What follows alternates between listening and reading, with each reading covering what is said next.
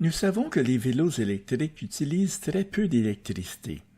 Si vous pouviez utiliser l'énergie contenue dans un seul fermoir de sac à pain pour alimenter votre vélo électrique, quelle distance pensez-vous que cela vous donnerait?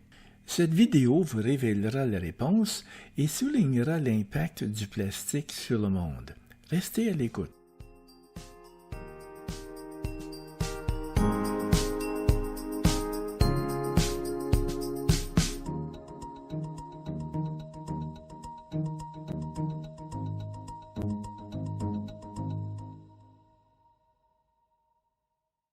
Allons commencer par prendre le poids d'un fermoir de sac à pain. Désormais, je vais utiliser le mot scientifique pour désigner un fermoir de sac à pain, l'oclupanide. Ma balance n'est pas assez précise pour peser une si petite quantité, alors je vais peser 10 oclupanides et diviser par 10. OK, 10 fermoirs de sac pèsent 4 grammes. Maintenant, un oclupanide pèsera 4 grammes divisé par 10, soit 0,4 grammes. Ensuite, faisons un peu de mathématiques. Cet article de tous les jours est fait de polypropylène. Selon le département d'ingénierie de l'Université Cambridge, 1 kg de polypropylène contient 40 mégajoules d'énergie. Peu importe ce qu'est un joule, il suffit de savoir que c'est une façon de mesurer l'énergie, comme des centimètres sont une façon de mesurer la taille et les kilogrammes sont une façon de mesurer le poids. Donc, écrivons 1 kg de polypropylène est égal à 40 mégajoules. Comme 1 kg de polypropylène contient 40 mégajoules d'énergie, 1 gramme en contient 1000 fois moins, soit 0,04 mégajoules. Maintenant, nous devons savoir combien de mégajoules il y a dans un oclupanide. Nous multiplions le poids, 0,4, par l'énergie, 0,04, ce qui donne 0,016 mégajoules par fermoir. Nous pouvons maintenant calculer la distance que nous pouvons parcourir avec cette quantité d'énergie.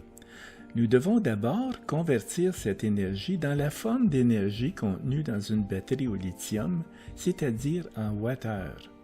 Pour cela, nous visitons un site web appelé Inch Calculator et nous demandons leur calculateur de mégajoules à watts-heure et nous obtenons la réponse 278 watts-heure pour 1 mégajoule.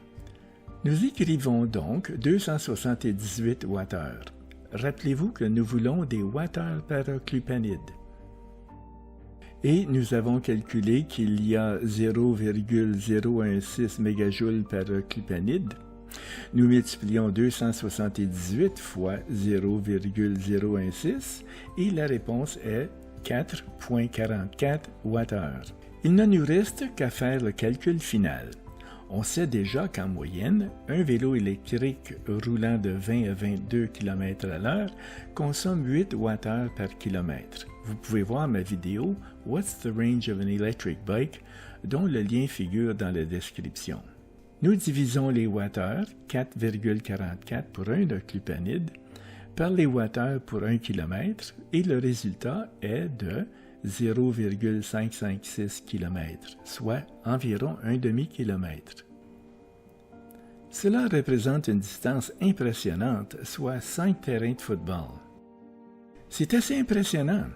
Si l'oclupanide peut vous faire parcourir plus d'un demi-kilomètre, quelle distance pourriez-vous parcourir avec l'énergie contenue dans le sac à pain lui-même? Voici un tableau présentant les calculs.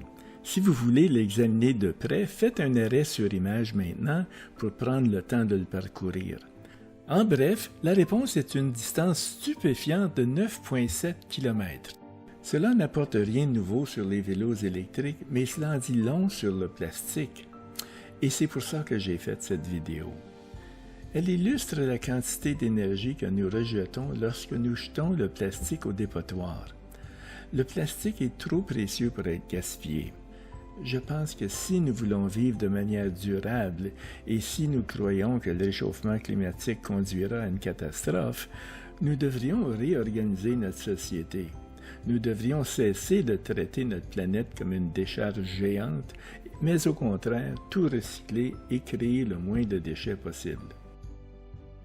Au cas où vous poseriez la question, l'inventeur de l'occlupanide était Floyd J. Paxton. En 1952, Paxton rentrait chez lui en avion de ligne. Il n'avait pas assez faim pour finir son sac d'arachides, mais voulait garder le reste pour plus tard. Il fouille dans ses bagages à la recherche de quelque chose pour fermer le sac, mais il ne trouve rien. Puis il a eu une idée. Il a trouvé une carte de crédit périmée dans son portefeuille et a sculpté la première fermeture de ce type au monde, qu'il nomma la fermeture Quick Lock. Il a fondé la corporation Quick Lock, basée à Yakima dans l'État de Washington. C'est ainsi que tout a commencé, ou du moins c'est ce que raconte l'histoire. En tant que cycliste passionné, vous faites probablement déjà partie de la communauté du recyclage. Si vous pensez que cette vidéo pourrait réveiller quelqu'un de votre entourage qui ne recycle pas, n'hésitez pas à la partager avec lui. Et bien sûr, si vous voulez plus d'informations sur les vélos électriques ou les caravanes pour vélos, visitez mon site web www.robertberriot.com. Et n'oubliez pas, n'arrêtez jamais de faire du vélo.